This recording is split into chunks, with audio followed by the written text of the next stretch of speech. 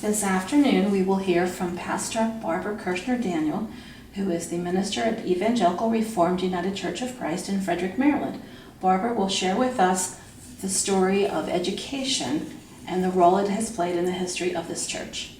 Barbara, what can you tell us? So in 1745, when our congregation was formed, our first leader was the schoolmaster John Thomas Schley. And he taught the children how to read, and he also led worship. And that was pretty common in the early days of the German Reformed Church because there were not enough clergy to serve all the different churches that were growing in this part of the country. So here he was as a schoolmaster, and well trained and well liked and honored by the visiting clergy that came in afterwards for what he was able to do in terms of educating the members of the congregation. We share that because that thread of a commitment to education is core of the values of the German Reformed tradition, but it's also at the core of who we are as a congregation. And you can see how that commitment to education just follows all the way through our history to the present day. So after John Thomas Schley was the schoolmaster, we began to get pastors to serve our church, but there was a concern that there was no theological school, there was no seminary, there was no institution in the United States that could train our German Reformed church pastors. So our church became involved with encouraging the institution of a school to train clergy. And that's another theme in terms of theological education, is that the German Reformed tradition and our tradition today in the United Church of Christ really values an educated clergy. And in that way, we can not only lead worship, but also are part of the education, the Christian nurture of the members of our church. So in our history, we had this thread around educated clergy, educating children and adults in the congregation, primarily at first to read the Bible, but that also included expanding their ability to engage in other subject matters. In 1821, our pastor at the time, Reverend Helfenstein, established a Sunday school. There was an evangelical movement going on in the United States, and part of that was, again, to get people to read the Bible. But he established this Sunday school and became a leader in this, what then was called a innovation of Christian education for young people. So we mark this year in 2021 as the 200th anniversary of our Sunday school. And part of what was established with the Sunday school was not only classes, but also a library. And so you can see this in some of the clergy records in our history book, is that as they expanded classes for children and then for adults, the need to have a library was also a concern. So there's really exciting, well, I think it's exciting, information about establishing a library for the Sunday school, how many volumes were in there. People were very proud of the Sunday school, as well as the number of volumes that were presented. Another piece of our history, which is known in the community, but not all the background information is known about it, is the establishment of what is known now as Hood College.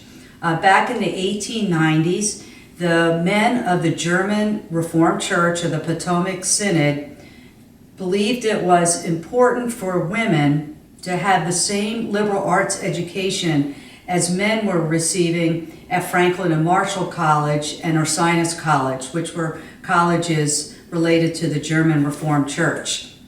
And so these men of the Potomac Synod gathered in the basement of our main sanctuary to have an organizing meeting about the establishment of a women's college here in Frederick. And Reverend Eschbach, who was our pastor at the time, was very instrumental in the establishment of the college.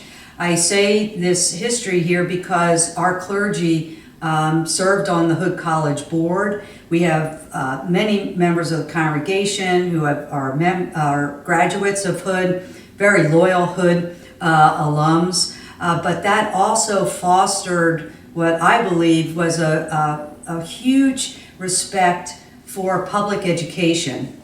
And so to this day, we have many members of the congregation who are involved in higher education and also active in our public schools.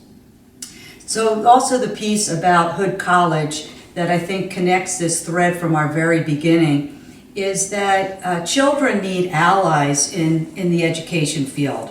And so they need adults who will journey with them and be allies with them as they learn and grow. And the same with the establishment of Hood College.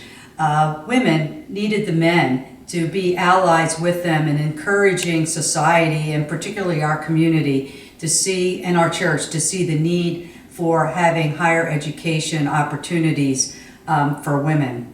As we moved into the 20th century, we saw this thread of education expand to not only having Sunday school classes, which primarily were focused on learning about the Bible, but also the establishment of youth groups and youth fellowships, and also the junior congregation under Reverend Kiefer.